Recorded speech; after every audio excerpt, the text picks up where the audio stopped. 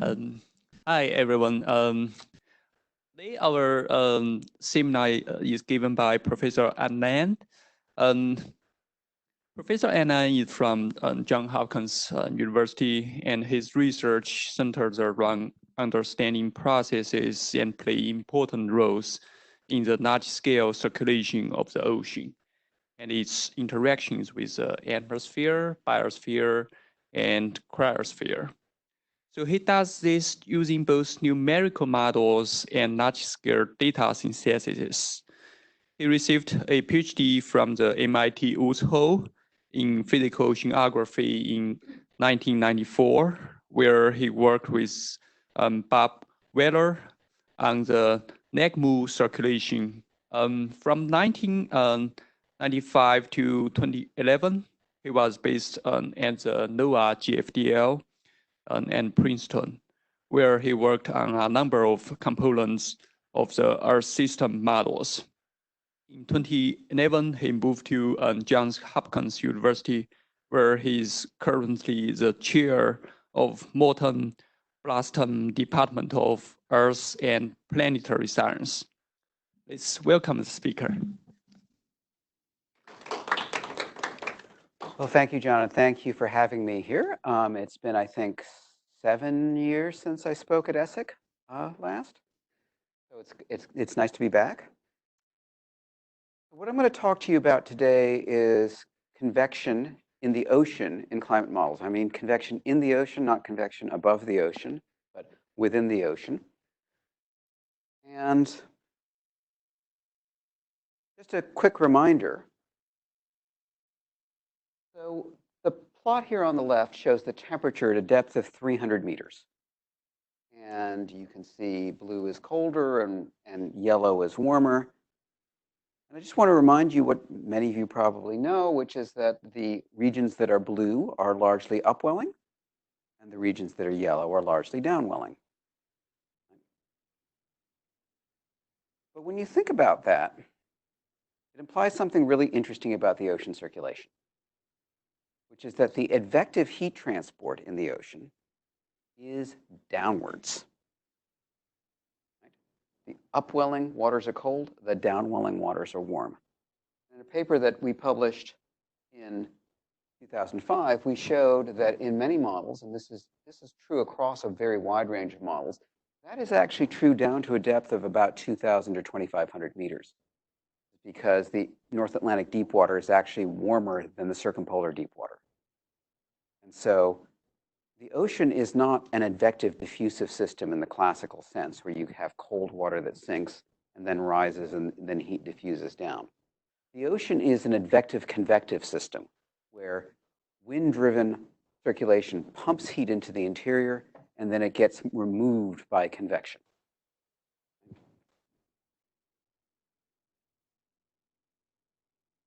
So convection plays this very important role in setting the overall structure of the ocean, but it also seems to play an important role in variability. The plot on the upper left here shows a paper from a few years ago by Annika Reinkus in Germany, where she looked at the CMIP5 models and looked at how many of those models had deep convection in particular regions. And the intensity of the color here shows the number of models that had deep convection at that particular spot. And so what you can see is that of the models she studied, she looked at 15 models.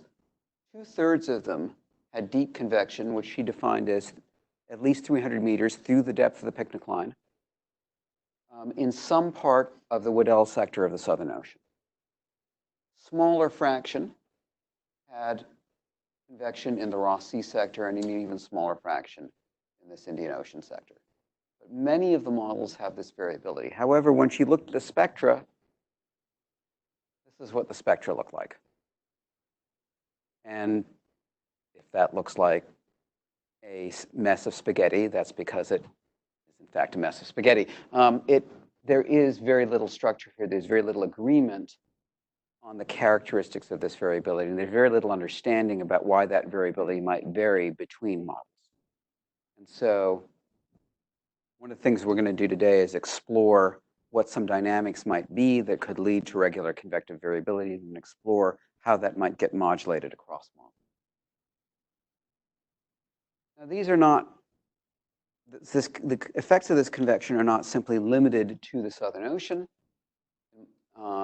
In the model that I run at Johns Hopkins, we've shown that when you have convective events, you actually see changes in the air temperature over the entire southern hemisphere, reaching up to 500 millibars, more than a degree. And this results in shifts in winds, and it results in shifts in the heat balance, and in fact, it results in shifts of the entire southern hemisphere temperature. The heat balances associated with this are described in a paper by Ana Cabre, Irina Marinov, and myself that came out in Journal of Climate in 2017. We find variations in the top of the atmosphere heat budget of up to ½ a watt per meter squared. So these are large variations. There's some evidence that this kind of thing may happen in nature in the Southern Ocean. So the plot on the left shows an image of this region of the Weddell Sea, just for those of you who are not familiar. Antarctica here.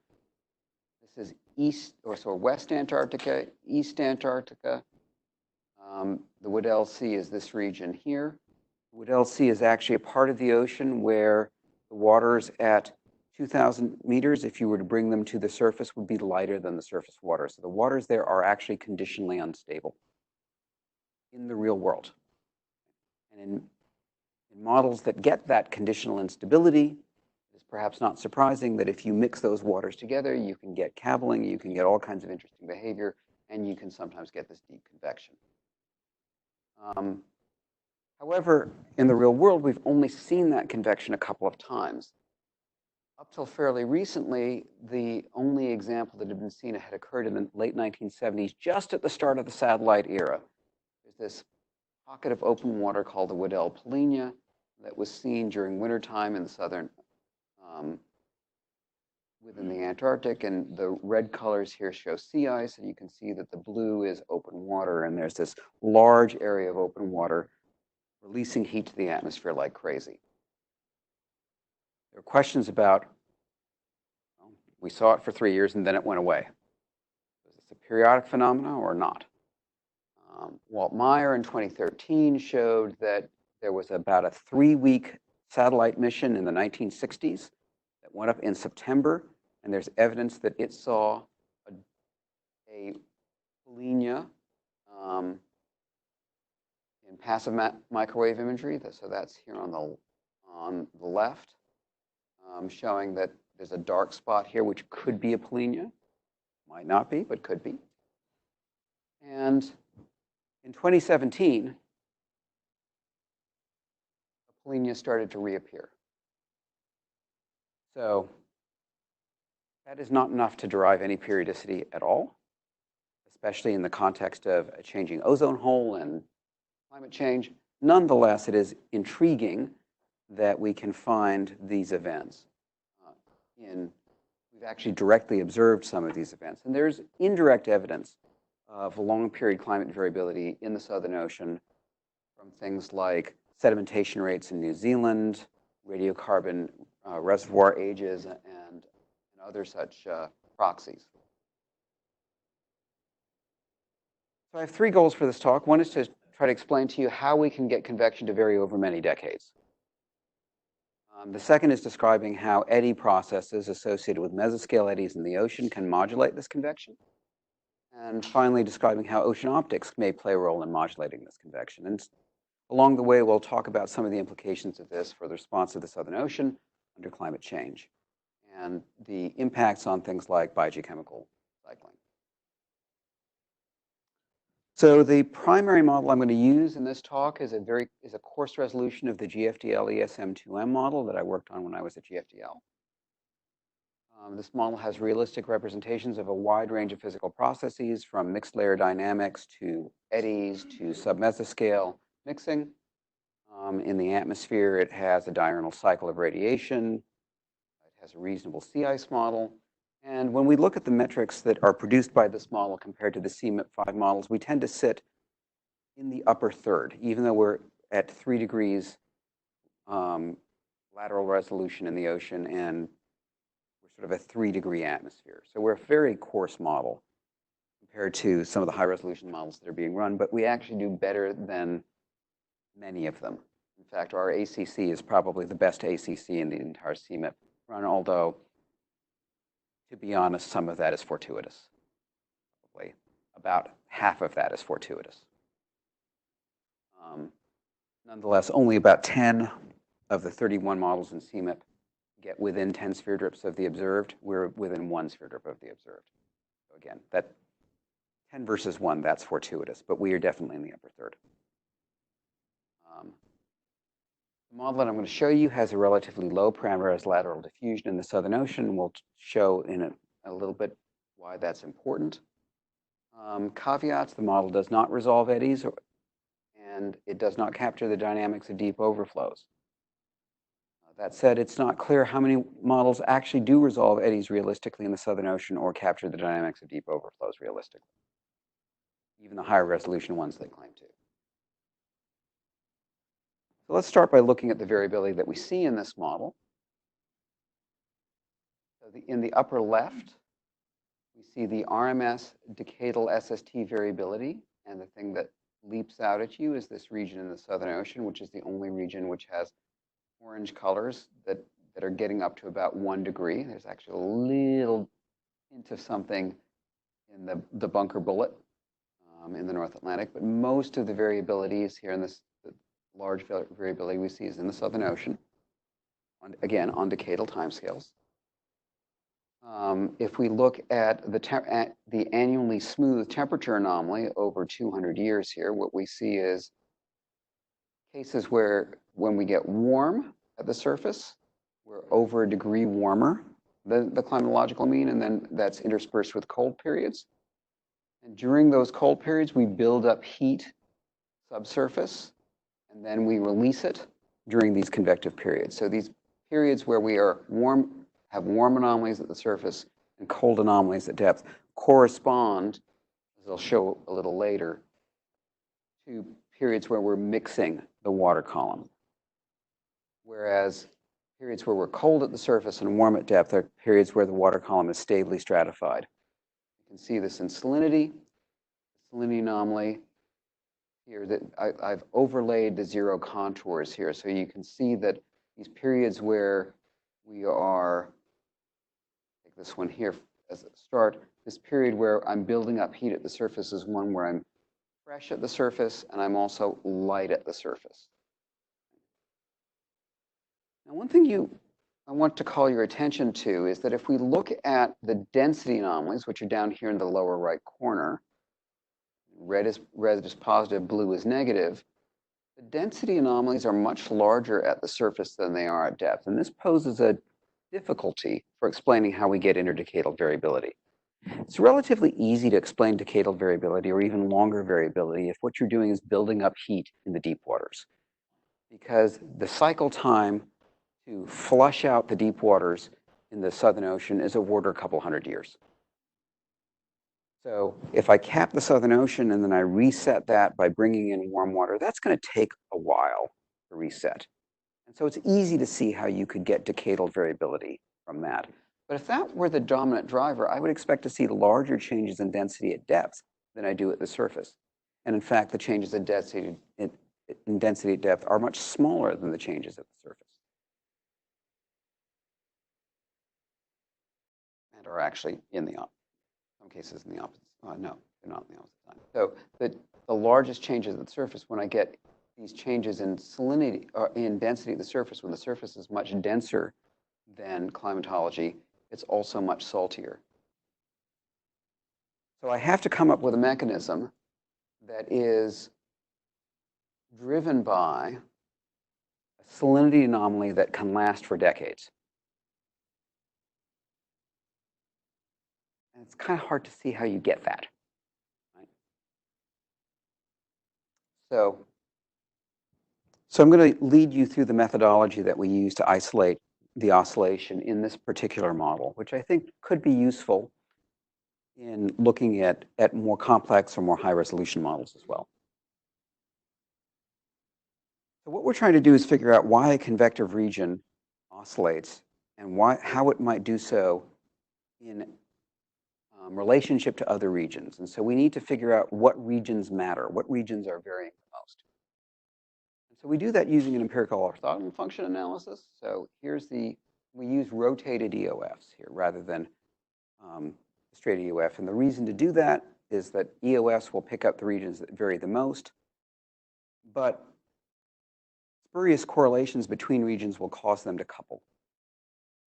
So if you do an EOF analysis, your first mode is always going to be something that varies across the entire domain, whether or not that variation is realistic or not. If you do a rotated EOF analysis, you will concentrate your variability in the region that is varying the most. So when we do that rotated EOF analysis, what we find is we get mode 1, and this,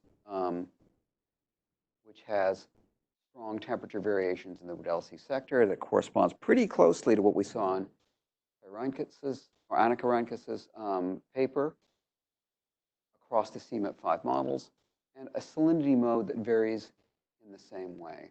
The scale here is -1 to 1 degree, and for temperature, and effectively -0.3 to 0.3 PSU for salinity.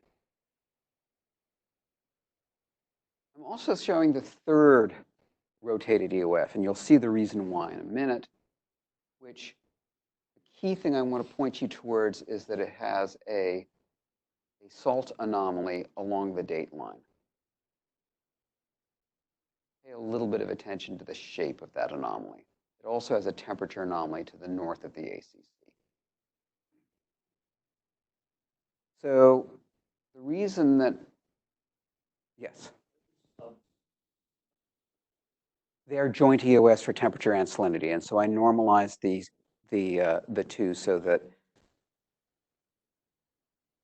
yeah, the normalization has been removed for this, yes, but yeah, so I divide them both by the standard deviation of the variation within the Southern Ocean. Yes, yes, yes. Yeah. I didn't do the normalization where I normalized them by their contribution to density, and I could have done that, but it's not all that different. You don't end up getting something that's all that different. So here's what happens when I plot the amplitude coefficients, remembering that the impact of one of these modes at any given point is going to be the pattern that I just showed you on the previous slide times one of these amplitude coefficients. Right?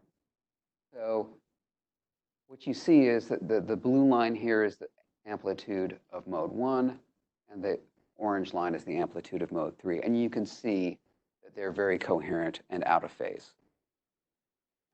And when I plot them against each other, I get a nice ellipse where I get a peak in mode 1, followed by a peak in mode 3, followed by a trough in mode 1. Sorry, I guess it's going on this way.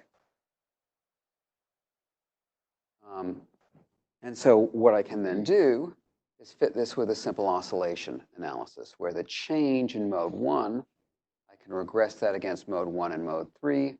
The change in mode 3, I can regress against mode 1 and mode 3. When I compare those, the output of this equation with the actual changes, you can see it captures most of the variability. So I've actually reduced this now to an oscillator equation. And I can predict from this the frequency of the oscillation, and I get 57 years. The actual full nonlinear mode is 50 years. So that suggests that this is capturing some important things. Now, I want to just direct your attention to a couple of features of this equation set. First of all, this mode 1, which is the convective mode, actually has a positive coefficient here. So if I perturb the salinity and temperature towards mode 1, that perturbation tends to grow. This is one of the ways in which you get long period variability, is by putting some positive growth in the system. The growth rate's fairly low, like 1 over 14 years. However, that positive growth causes a positive value of the third rotated EOF. And that positive 30 EOF causes negative growth, causes a decay of the first mode. So this mode will grow if I perturb it. If I start off with a situation where both of these coefficients are 0, and I perturb the first mode a little bit, it will grow. That growth will result in positive chi1 and chi3. Positive chi3 will start producing a negative chi1 at some point. These will notice that the coefficient of growth for chi3 is faster than the coefficient for chi1. And so this chi3 will, over time, start to damp chi1. And chi3 is itself damped. And so what I end up here is something that's basically neutrally stable, but has a period of order 50 years.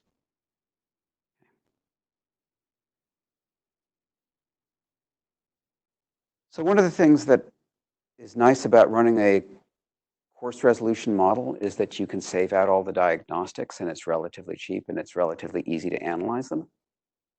So what we did for this model is save out term balances at every point at every month for 1,000 years. So we can break. I'm going to focus here on the salt tendency. We've done the same analysis for temperature tendencies as well. But for the salt tendency at one point, we want to understand how the salt tendencies are being driven. I'm going to start in the convective region. And we can break that salt tendency down into a number of terms. The first term is dilution. So if I change this entire region in the Southern Ocean is one where there's a net excess of precipitation over evaporation. So I bring in fresh water from the atmosphere, and that's going to flush out a certain amount of the salt. The adjustment of the ocean to that will cause the surface to become fresher. That is going to be balanced by an upwelling of salty water from below, which is then exported to the north. So salt advection will act to increase the salinity. Vertical mixing will also act to increase the salinity. Lateral mixing, as it turns out, tends to decrease the salinity at the surface, particularly during convective time periods. And this is because if I have a salt anomaly, it's dense. And one of the things that the eddies will do is to flatten that and bring in fresher water from outside. So we calculate each of these terms separately. We look at its phasing relative to these peaks in convection. I'm going to show a couple plots like this. The horizontal axis is the lag in years relative to the convective peak, and I define the convective peak using the EOF analysis. So I have a convective peak here. So this would be in phase with the convective peak. This would be 50 years before, this is 50 years after. And we're looking at a salt flux in units of kilograms per meter cubed per second. The black line here shows the salinity tendency, and not surprisingly, at the peak, the salinity tendency is 0. What I see is that before the peak, again, not surprisingly, I have a positive salinity tendency. But what's happening here is that I have a salinification that leads the convection. After the peak, again, the salinity is dropping. So nothing I've said should be surprising so far. This is exactly what one would expect. What is interesting is what terms contribute to that out-of-phase behavior. What's interesting is that to first order, mixing and dilution actually are in phase with the peak in convection. So as I get saltier at the surface, I'm mixing up more heat from below. This tells me that the mixing is a driver of the salinity differences and not responding to the salinity differences. Normally, I'd expect mixing to remove salinity differences. This is actually showing that it's driving the salinity differences. It is interesting that I see this dilution effect here, so that when I have my peak in convection, I actually have a positive salt balance at the surface. So what's happening here is that because I'm in a region where I have warm water coming up from below, as I bring warm water up in the winter, I get more evaporation. That additional evaporation concentrates the salinity. So this is a positive feedback, and it's only going to work in parts of the ocean where I have fresh cold water over warm salty water. What Tom Hayne refers to as the beta ocean rather than the alpha ocean. So this is a big part of why I have that positive feedback. A positive coefficient, a positive damping coefficient, or an unstable growth rate, is that as I bring warm water to the surface, I actually cool more and evaporate more, and that gives me a denser water mass. Whereas in the tropics, as I bring deeper water to the surface, I'm bringing colder water to the surface, so I evaporate less. That's a negative feedback. The eddy fluxes, this is both mesoscale and submesoscale. Eddies are actually strong damping terms. So again, as I create convection, eddies try to flatten out isopycnals. They bring light water into that region, and they damp out salinity. They try to freshen the surface. The main contributor to the out-of-phase behavior, then, is advection of salinity. And this helps explain how I can get a long time scale, because it is not a simple 1D balance, it's a 3D balance. I'm advecting in water from somewhere else. So the natural time scales have to do with the buildup of salinity, not locally in the convective region, but remotely, and the time that it then takes for that to propagate into the region. So now I can look at this red line here, and I can correlate the changes in salinity that go along with those changes in advection. And so what I find is that when salinity advection is positive, when the advection of salinity is bringing salt water into the surface of the convective region, I have high salinity just to the east. And the shape of this is basically identical to that third rotated EOF, the salinity signal in that third rotated EOF. And it correlates very well with the salinity gradient between this region, the east, and the convective region here. The vectors here show the mean flow. So if we break this down into a mean flow times the salinity gradient, the mean flow is bringing in salty water here and removing somewhat fresher water here. That circulation is enough to explain maybe 50% of this salinity variation.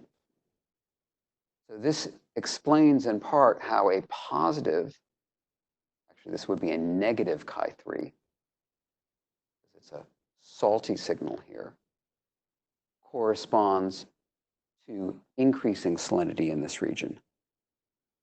Remember that if you remember going back, Chi3, positive Chi3 lagged the peak, negative Chi3 leads the peak. So this is 10 or 20 years before a convective event, we have a buildup of salt along the date line. Now I'm showing the mean salinity and the perturbation velocities that also go along with the advection. It turns out that these two mechanisms contribute about equally. Increasing salinity is also correlated with more export of fresh water through the northern flank of this box. It corresponds to altering the path of the Antarctic circumpolar current. You'll notice that this is a fairly complex circulation. Okay. So now that takes the problem back another step. What is it that results in these changes in salinity and changes in winds? Changes in salinity and changes in currents. We can look at the salinity gradient between the eastern Weddell Sea and the western Weddell Sea. So the region that is where the salt anomaly in mode 3 is centered, and the region where the convective anomaly is centered.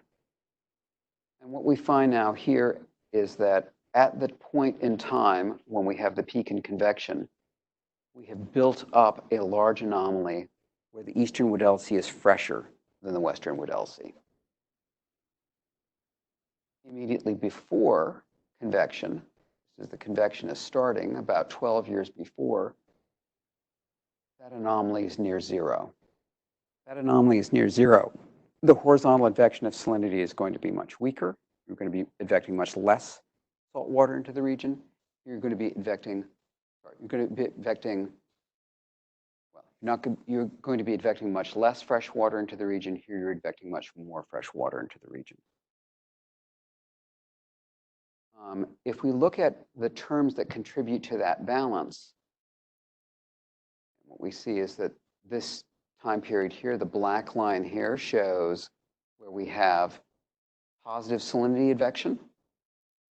There's a positive salinity tendency. So this is the eastern Weddell is becoming salty relative to the western Weddell, or the western Weddell is becoming fresh relative to the eastern Weddell. And that is the big signal that's in phase with that. Dilution is in phase with that, but the big signal that's in phase with that is mixing. We can see this if we look at the budget of the eastern Weddell Sea. It's also out of phase with the convection. We think that the driver of both the advective change and the mixing change is winds. So if we look at the correlation between the temperature in the Weddell Sea and winds, easterly stress, we see that it's very strongly anti-correlated. And this is consistent with the plot I showed earlier from Anna Cabre's paper, where when you warm the southern ocean surface, you actually warm the lower troposphere. You reduce the gradient between the equator and the pole, and the winds relax accordingly. These changes in winds are not small. They are of order, for a 1 degree change here, we're seeing changes of maybe 0.15, 0.015, which is about a 20% change in the mean wind stress in this region. But we also see a change in the mixing of salt. So the relaxation of winds doesn't just produce changes in currents, and those changes in currents take a certain amount of time to propagate to the western Weddell Sea. They take maybe 8 to 10 years to propagate. They also produce contemporaneous changes in the mixing of salt. And so we end up with a feedback diagram that looks like this that I'll walk you through. When we have deep convection in the Weddell Sea, it increases the sea surface temperature in both the western and eastern Weddell. This results in more cooling and evaporation from the surface, which drives stronger deep convection. So here's our positive feedback loop. However, the increase in sea surface temperature also decreases westerly winds to the east of the convection, which decreases the vertical mixing of salt in the eastern Weddell, and with some about a 9-year propagation, reduces the advective salinity supply, reduces the currents going, or increases the export of fresh water out the northern box of the western Weddell. Sorry, decreases the advection out the northern box of the eastern Weddell. The decrease in vertical mixing results in lower salinity. It also acts to help turn off, reduces the advective salinity supply. And so if we follow this loop around, we have a negative feedback loop. And the vertical mixing gives us also a negative feedback loop. So we have a positive feedback loop and a negative feedback loop with delay. And this is exactly what you need to get an oscillation. This is what it looks like in water mass space. The horizontal axis is salinity. The vertical axis is temperature. Basically, what happens when we're in the off state, we start off with cold temperatures and relatively fresh salinities in both the eastern and western Weddell. We then move to a point here. The salinity difference gets smaller and smaller and smaller. some point, we stop advecting fresh water into the western Weddell, and the western Weddell starts to get denser. We move into the convective stage here.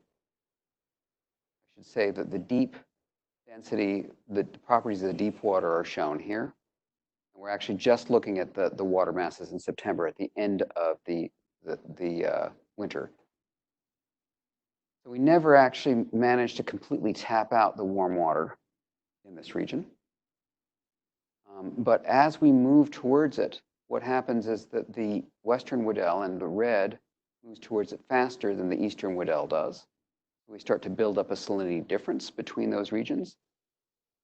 As I say, driven both by the differences in vertical mixing and the differences, partly driven by the differences in winds. And then once that difference gets big enough, we shut off the convection, and both of these water masses slide back down towards the lower left corner here. So both of these regions are proceeding in clockwise or counterclockwise loops in this water mass space.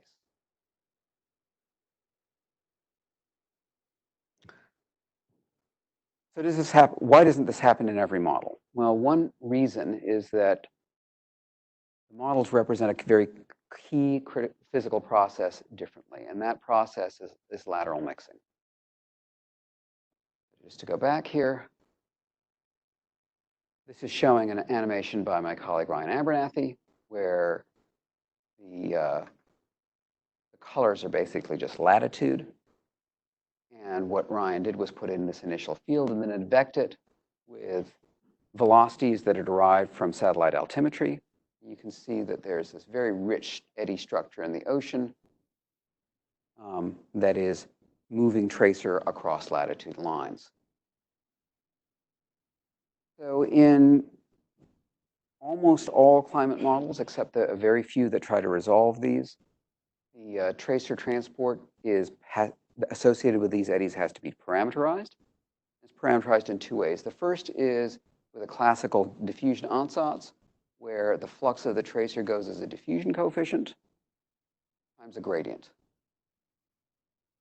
There's a down gradient transport. And the diffusion coefficient has units of meters squared per second. This is complicated by the fact that eddies, in addition to just mixing passive tracers, also tend to flatten isopignal surfaces, which corresponds to an advective effect. So if I have a thick layer here and thin layer here of light water, thick layer here and thin layer here of dense water, there is an advective circulation associated with that, which corresponds to a vertical momentum transfer. And this is basically just the same as the vertical component of the EP flux in the atmosphere. It's the same thing. In the ocean, this was first implemented by Peter Gent and Jim McWilliams in a very classic paper in 1990. And this is also characterized by a diffusion coefficient. Now, this is where it gets embarrassing as an ocean modeler. When we ask the question, well, what do ocean models use for these diffusion coefficients? The answer is all kinds of things. Some models use constant coefficients. So the Hadley Center model uses 500. CMCC, the Italian model, uses a value of 2,000. Factor of 4. They scale it with grid spacing. This one has a maximum value of 400, and then it goes down from there. We're going now from 0 to 2,000. Others scale proportional to the baroclinic growth rate, which is proportional to the isopignal slope. ESM2G and NCAR and NORESM will do this. And so, I'm reminded of this sentence by Bob Stewart that theory describing the convecting wind force turbulent fluid in a rotating coordinate system has never been so well known that all of these features can be predicted from theory. Observations are still really important. And this slide is meant to disturb you. So many models use a distribution of the mixing coefficient that looks something like this, where you get high mixing coefficients in boundary currents and low mixing coefficients everywhere else. That animation I showed you from Ryan has been used to compute a diffusion coefficient. So this is a data-based diffusion coefficient. It looks like the thing in the middle. There may be a relationship between those, but I don't really see one. You could argue that they're probably anti-correlated. Right? there is no model other than the one that we've been running at the low resolution one that we've been running at Hopkins that uses this distribution. Many models use constants. The constants are varying up to maybe this green point. So there's no model that's running with very high values that we see here up to 10,000.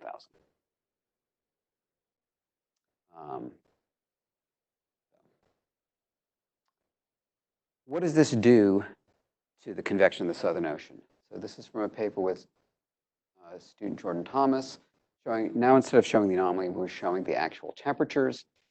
The model I showed you before is this one. So what you see is you build up temperature and then you have a convective event. Build up temperature, then you have a convective event. Again, these are averaged over the Weddell Sea. So this is for a value where that mixing coefficient is 400 meters squared per second. You increase it to 800, you still have periodic convection. The period is still on average about 50 years, but it gets much more irregular. You increase this to 2400, yeah, there's still some periodicity there, but the amplitude is way down. On the other hand, the Ghent-McWilliams coefficient was set to a minimum value of 200 because they had to do something. If you increase it to 600, which again is a not unreasonable value, it's used in a number of models, you basically turn off the convection altogether.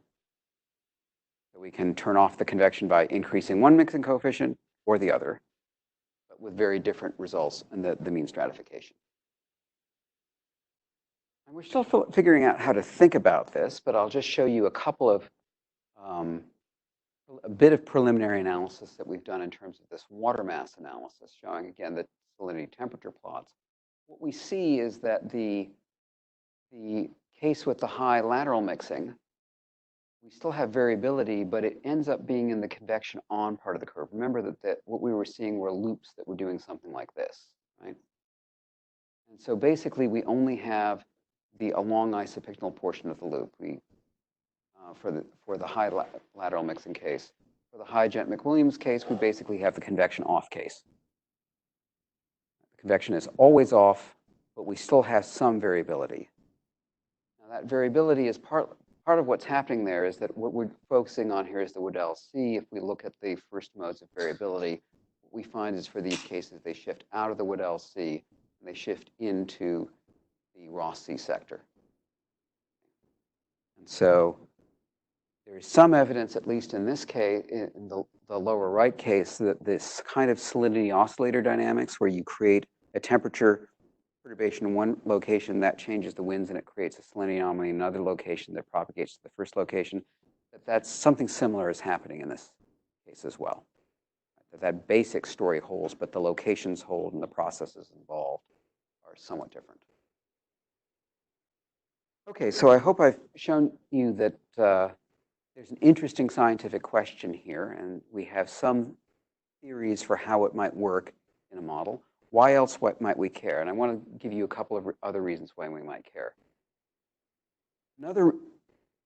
Another impact of these changes in mixing is on the pattern of global warming. So what we're looking at here is on the left-hand column, the pattern of warming under a doubling of CO2 and under a quadrupling of CO2. And I've changed the scale so that the color scale here is twice the size here. So color differences between rows show intermodal differences, and color differences between columns show a lack of linearity.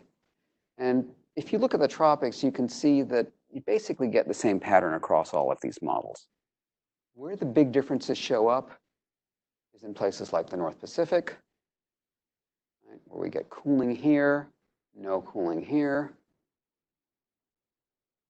and the Labrador Sea, and with some smaller differences in the Southern Ocean. Right? So again, convection in these high latitude regions is determining the extent to which we see linear responses to climate change, and perhaps not a surprise. But it is strongly modulated by what we choose to use as our eddy parameterization. This is another way of looking at it. The top panel shows half of the temperature change under quadruple CO2. Now remember, this is what the IPCC uses to do a step function change to evaluate climate models as a quadrupled CO2 case. And that is often used to generate Green's functions that are supposed to estimate the evolution of the climate on shorter timescales. If that were going to work, this panel should look identical to this panel. And in a global sense, it does pretty well. In a tropical sense, it does pretty well. In these convective regions, it doesn't do well at all. Right? And which one, the signals that you see are pretty clearly modulated by this mixing parameter as well. And basically what's happening is that as we change the lateral mixing, we change where you get a tipping point at which you shut off convection. And so the representation of eddy mixing in these convective regions is really important. And this is important when we think about eddy resolving models, because even most eddy resolving models, so-called 10-kilometer models in the ocean, do not resolve eddies in these convective regions. Okay, just a couple of other results here. Some other impacts of uncertainty in convection. This is since this is an Earth System Science Interdisciplinary Center, I thought I would show some results from a paper we published earlier this year where we looked at the deoxygenation of the ocean. So the left-hand panel here shows global mean oxygen from a number of models in the CMIP-5 control suite. The symbols are observations. Here's our model suite. You can see that my little 3-degree model is actually not too bad compared to the range of CMIP-5 models. In fact, all of them are pretty good compared to some of the worst models in this range. Here's the distribution of hypoxic waters. These are waters where the oxygen concentration drops below about 80 micromoles per kilogram. These are the waters that are, these are the dead zones. These are places where you're not going to have fish or squid. One of the interesting things that we see under global warming in this suite is that under global warming, we see a very wide range in how much oxygen leaves the ocean, and we also see disagreement about whether the dead zones are going to grow or shrink. And the disagreements are quite striking in that some of the models in which the dead zones grow are models which have relatively low changes in oxygen, and some of the models in which the dead zones shrink have relatively large changes in oxygen.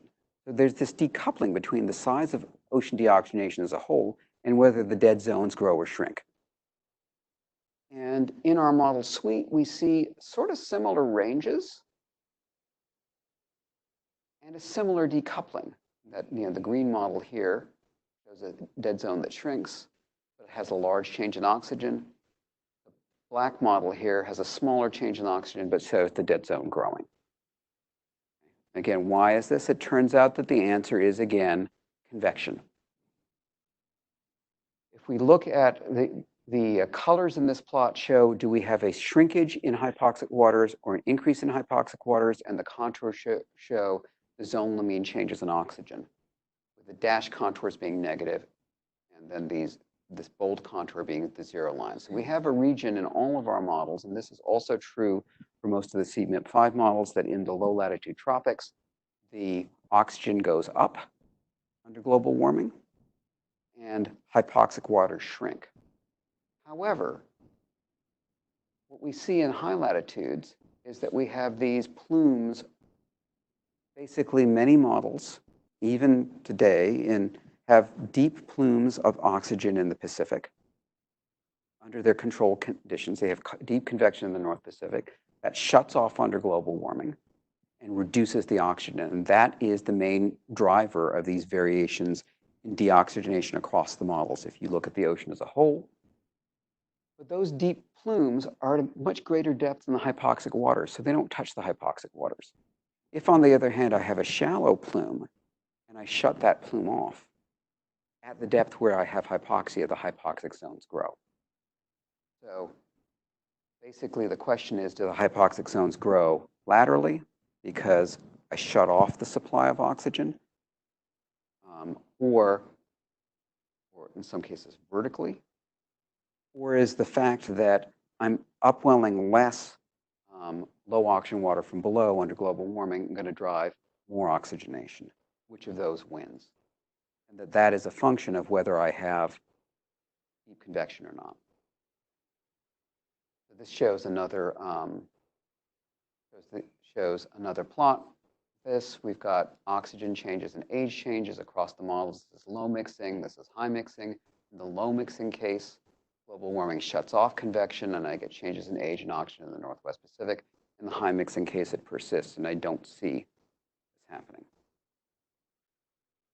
Okay, so I think I am out of time when it comes to dealing with the ocean optics, so I'm not going to talk about that now. I'll finish up. The results I want to leave you with, first of all, is that convection in the ocean can vary over time, over many decades, as a result of coupling between winds, salinity, and mixing. That lateral mixing modulates both the variability of this convection and its sensitivity to global warming. That this has some really interesting implications for problems ranging from ocean deoxygenation to the linearity of the physical response to global warming. Turns out that there are other processes that can affect this. In the third part of my talk, I'd intended to talk about one of them, and that's ocean optics. But maybe we'll save that for another time. I'm going to walk through this quickly.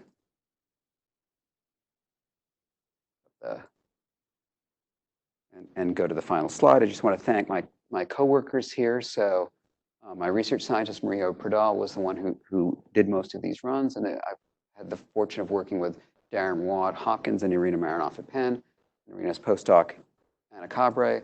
Also had a number of students working on this. Grace Kim is now at Goddard, and Jordan Thomas at Innovative Decisions. Alexis Ball will be starting a Ph.D. program at UBC in the fall. And I've also had 3 great undergraduates work on the convection variability portion of this. Cassidy Speller at Hopkins, Grace Ringline and John Sansucci at Penn. So I want to thank them as well. And thank you for sticking this out to the end. Thank you.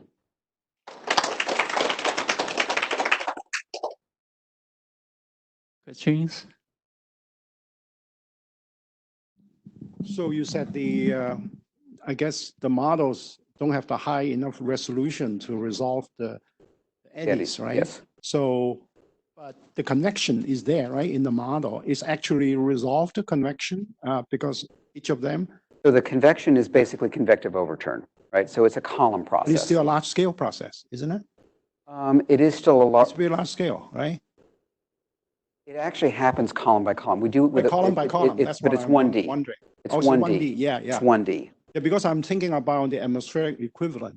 Yes. We know that we cannot do cloud resolving model globally, very hard, but we are doing something called convection permitting. That means yes. we allow that effect, but somehow by some clever way of handling it, that's you right. allow so you actually do away with the parameterization, but you elect the convective permitting yes. resolving model to do something actually closer. Right. So I'm just wondering, in the ocean. So I mean, one of the things about ocean convection is that one difference I would say between the ocean and the atmosphere is that in the atmosphere, when you think about convection, you have these individual plumes that are acting in a regime that is otherwise stratified, right? So that the fraction of the ocean that is actually covered by those plumes is, or the atmosphere that's covered by those plumes is relatively small.